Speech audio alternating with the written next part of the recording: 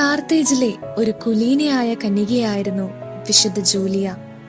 489 ഗോത്രവർഗക്കാരുടെ രാജാവായിരുന്ന ജെൻസറിക് ആ നഗരം കീഴടക്കിയപ്പോൾ വിശുദ്ധയെ പിടികൂടുകയും യുസേബിയൂസ് എന്നു പേരായ വിജാതീയനായ ഒരു കച്ചവടക്കാരന് അവളെ അടിമയായി വിൽക്കുകയും ചെയ്തു.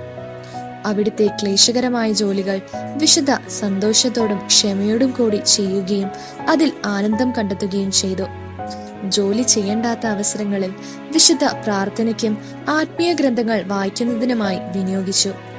അവളുടെ സമയനിഷ്ഠയിലും ആത്മാർത്ഥതയിലും ആകൃഷ്ടനായ വിശുദ്ധയുടെ ഉടമസ്ഥൻ ഒരിക്കൽ ഗൗളിലേക്ക് യാത്ര പോയപ്പോൾ വിശുദ്ധയെയും കൂടെ കൂട്ടി.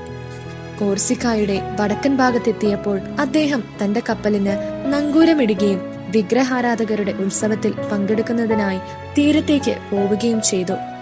താൻ പരസ്യമായി വെറുക്കുന്ന വിഗ്രഹാരാധകരുടെ അന്ധവിശ്വാസപരമായ ഉത്സവത്തിൽ പങ്കെടുക്കുവാൻ താല്പര്യമില്ലാത്തതിനാൽ ജൂലിയ കുറച്ചു ദൂരെ മാറി നിന്നു. കടുത്ത വിഗ്രഹാരാധകനും ആ ദ്വീപിലെ ഗവർണറുമായിരുന്ന ഫെലിക്സ് തങ്ങളുടെ ദൈവത്തെ പരസ്യമായി അധിക്ഷേപിക്കുന്ന ആ സ്ത്രീ ആരാണെന്ന് ചോദിക്കുകയും തന്റെ അടിമകളിൽ ഏറ്റവും നല്ല 4 സ്ത്രീകളെ അദ്ദേഹത്തിന് വിശുദ്ധയ്ക്ക് പകരമായി വാഗ്ദാനം ചെയ്യുകയും ചെയ്തു.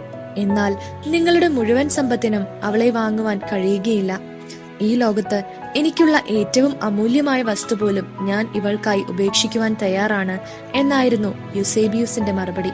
അവസാനം വിശുദ്ധയെ മരിക്കുന്നതുവരെ കുരിശിൽ തൂക്കുവാൻ ആ ഗവർണർ ഉത്തരവിട്ടു.